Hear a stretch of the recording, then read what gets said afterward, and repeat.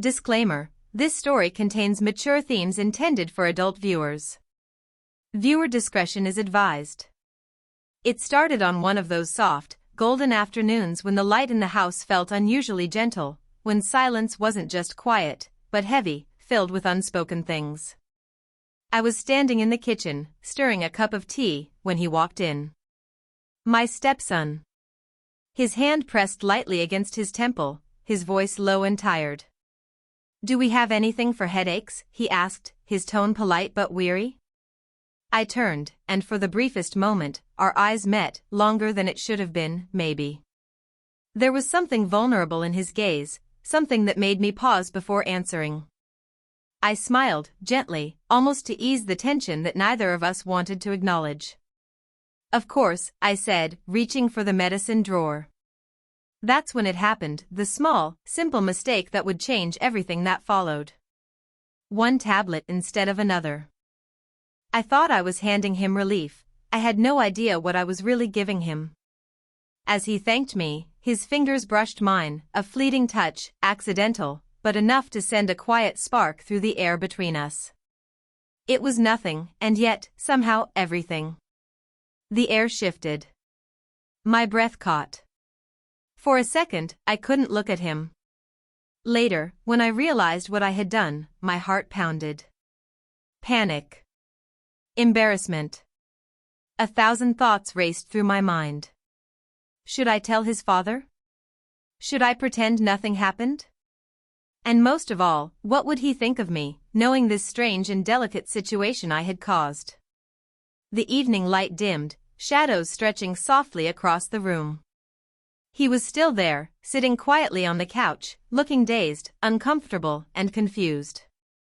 I could feel the tension, the uncertainty, the quiet pull of concern and something more complicated, something I couldn't name but could feel deeply. Every small movement felt charged, the sound of the clock ticking, the faint hum of the refrigerator, even the way his hand moved across his lap, restless and uncertain. My instinct told me to help, to comfort, to fix the problem I had accidentally created. But under that instinct was a new awareness, a sense that things would never feel quite the same between us again. And as his father's footsteps approached down the hallway, I realized this was only the beginning. That evening stretched longer than it should have. The air in the house felt different, thick with quiet, as though the walls themselves knew what neither of us could say out loud. He sat on the couch, shoulders tense, glancing at me now and then with an expression that mixed gratitude, confusion, and something harder to define.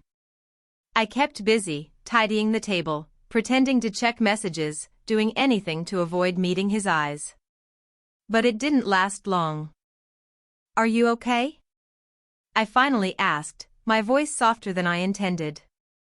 He nodded, then hesitated. "Yeah. I just feel weird. Maybe it's the tablet?" His words trailed off, uncertain. That one sentence sent a jolt through me. I forced a small, steady smile. "Probably just strong medicine. Drink more water, you'll be fine." But I couldn't shake the guilt. When I sat beside him, the space between us felt electric, too close, too quiet. The faint scent of his cologne lingered, mixed with the warmth of the evening. He looked at me again, his gaze resting just a little too long. "Thank you," he murmured. "You always take care of everything." The words shouldn't have meant anything, but they did. His tone carried a softness I hadn't heard before, and when I reached to take his empty glass, our fingers brushed again. Just for a second. But that second lingered.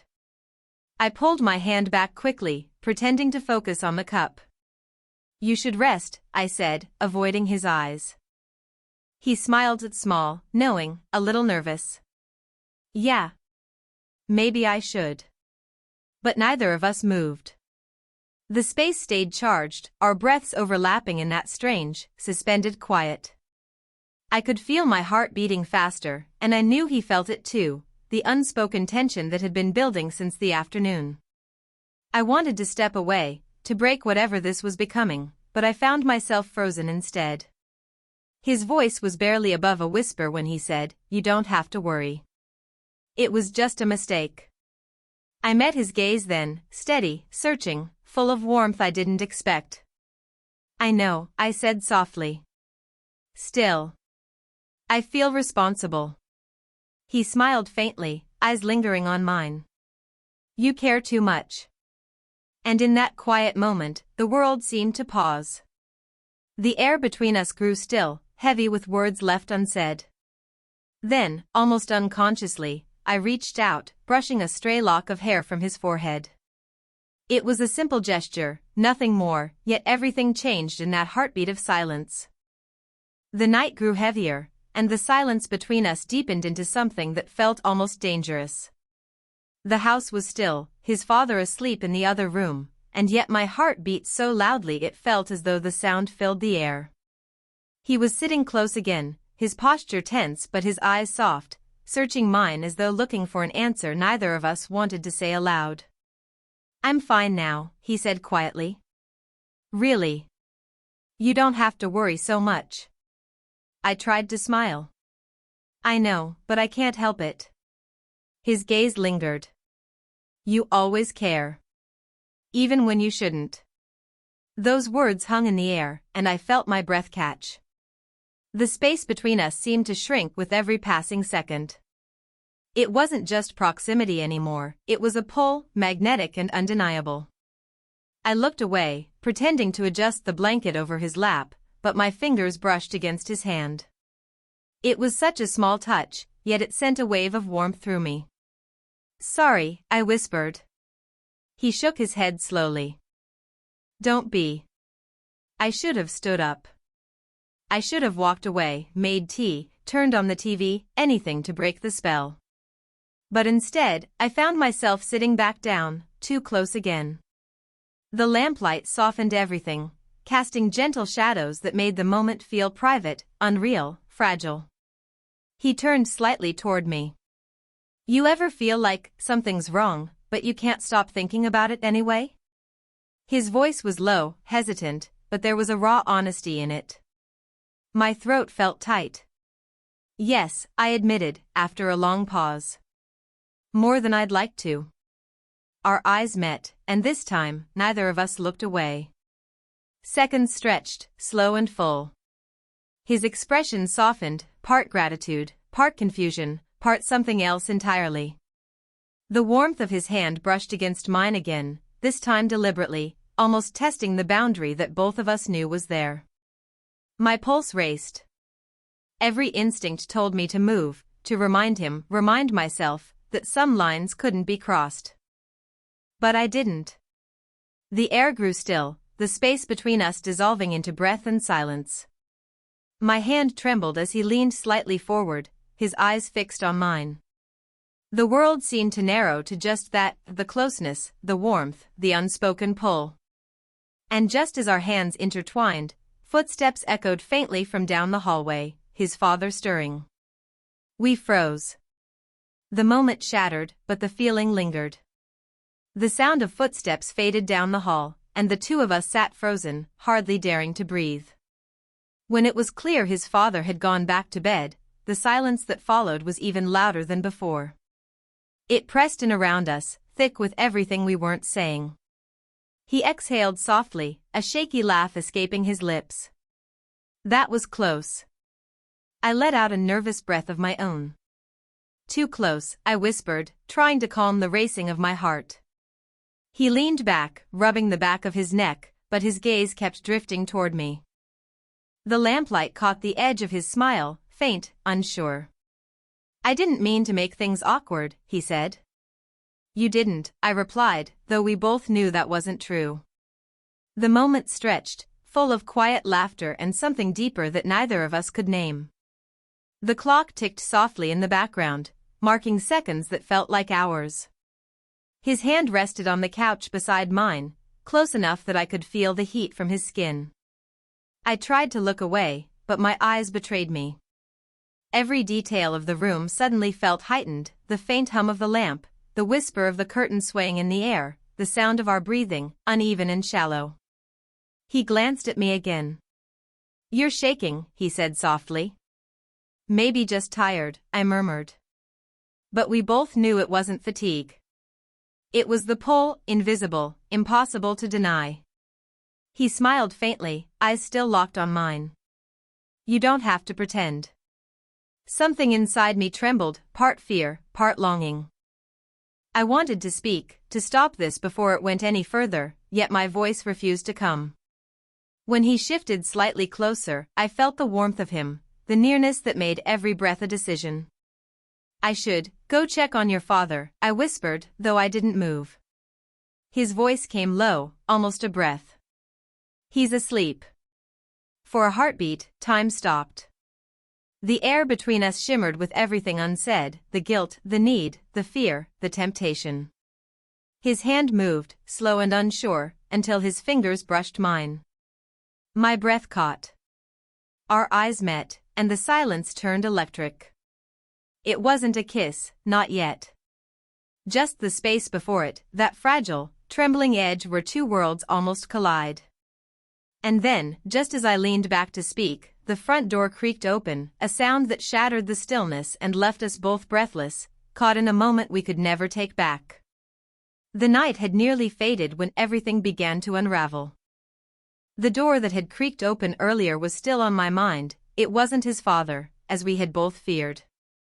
It was her, his father's sister, Lena, who often dropped by unannounced.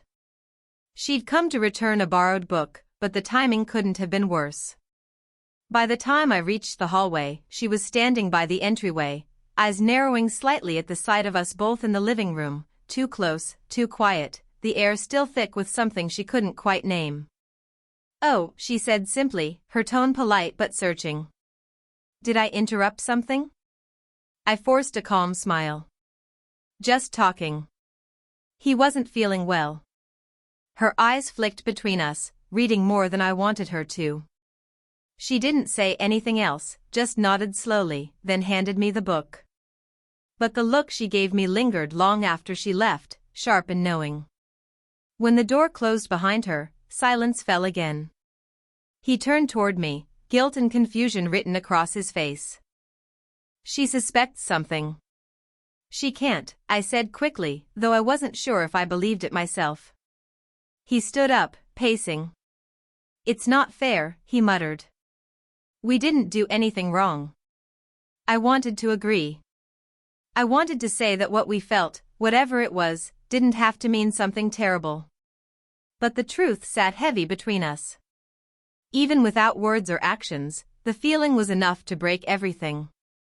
"Maybe it's better if we keep some distance," I said finally. My voice wavered, betraying me. He looked at me, really looked, and for a moment, I saw everything he was trying not to say. The longing, the confusion, the unspoken "why can't we?" That filled the air. The distance didn't come. Instead, he took a step closer. Then another. Until there was no space left to hide behind. His voice came low, rough around the edges. "I've tried to ignore it. To tell myself it's wrong. But every time I look at you, don't," I whispered. But I didn't move away. The light flickered slightly from the lamp, soft and golden, painting his face in half-shadow. The tension was unbearable, a quiet war between what we knew was right and what our hearts refused to let go of. The twist had changed everything, someone new now, someone who could shatter the fragile balance we were trying to protect. And yet, standing there, the thought of walking away suddenly felt impossible. I felt his hand reach toward mine, the air trembling between us. The world outside our small, quiet room fell away. And just as our fingers brushed the faintest contact, enough to make both of us freeze, his father's voice echoed down the hall, "Is someone still awake?" Everything stopped. The voice from down the hallway froze us both in place. My breath caught. His eyes darted toward the sound, then back to me, panic, guilt, and something else flashing behind them. For a long second, no one moved. Then his father's footsteps faded again, the door closing softly in the distance. We exhaled together, the tension breaking, but only just. I turned away, pressing a hand to my chest, trying to slow the wild rhythm of my heartbeat. "This has to stop," I whispered, though the words didn't sound certain even to me. He stood behind me, silent for a moment. "Do you really want it to?" he asked quietly. The question hung between us like a held breath.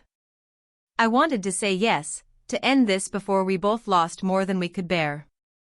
But when I turned and saw the look in his eyes, not reckless, not defiant, but honest, my resolve faltered. It wasn't just attraction anymore. It was something deeper, heavier, something that scared me because it felt real. "I don't know what I want," I admitted. "Everything feels wrong, and right, all at once." He stepped closer, slow and deliberate. There was no need for words anymore, every movement spoke what we had both been holding back for days. My breath trembled as his hand found mine, fingers closing gently, as though he was asking permission to feel what we both already knew. The world seemed to shrink again, only the soft hum of the lamp, the distant tick of the clock, and the pulse between us. "I can't keep pretending," he murmured. "Not when it feels like this." I looked up at him, eyes stinging with tears I hadn't realized were there. "You don't understand what this could cost us." "Then tell me to stop," he said. But I didn't. Instead, I leaned forward just enough that the air between us vanished, not a kiss, not yet, but the edge of it. The moment where two people stop running from what they feel. Then came the twist, the sound of a phone buzzing on the table. His father's name flashed on the screen. We both froze, caught between what we wanted and what we owed. And as the phone kept ringing, the truth became clear: whatever happened next, someone was going to get hurt. The phone stopped ringing, leaving behind a silence that felt almost fragile. We stood there for a long time, our hands still touching, our hearts still racing, the echo of what almost happened hanging in the air between us. Neither of us spoke. The spell had been broken, but the feeling, the warmth, the weight of unspoken love, remained. He was the first to move, stepping back just enough to breathe again. "Maybe this is how it had to end," he said softly, his voice rough with emotion. I nodded, though the ache in my chest said otherwise. "Maybe," I whispered. The lamp's light flickered, casting soft shadows across the room. Everything looked the same, yet nothing felt the same anymore. We had crossed an invisible threshold, not through touch, but through truth. There was no going back to the safe distance we once had. He reached for the phone on the table, staring at his father's name on the screen, then setting it down again. "I can't hurt him," he said quietly. "And I can't lose you," I admitted. It was the first time I'd said it aloud. The words carried a kind of peace, even as they broke something inside me. He gave a faint, bittersweet smile. "Then maybe the best thing we can do is remember this moment. Just as it is." Outside, dawn began to seep through the curtains, painting the room in soft gold. The world was waking up, ready to move on, and so were we, even if our hearts weren't ready to let go. He took my hand one last time, a gentle squeeze, a silent promise, or maybe a goodbye. "Thank you," he said. "For what?" "For caring too much." I smiled, tears welling up but unfallen. "It's the only way I know how." And then he was gone, the soft sound of the door closing behind him marking the end of something we'd both never meant to begin. But as I sat down on the couch, the morning light warm on my face, I realized something: some stories aren't meant to last forever. They're meant to change us, to remind us that love, even forbidden or fleeting, still has the power to make us feel alive. And that, I thought, was enough.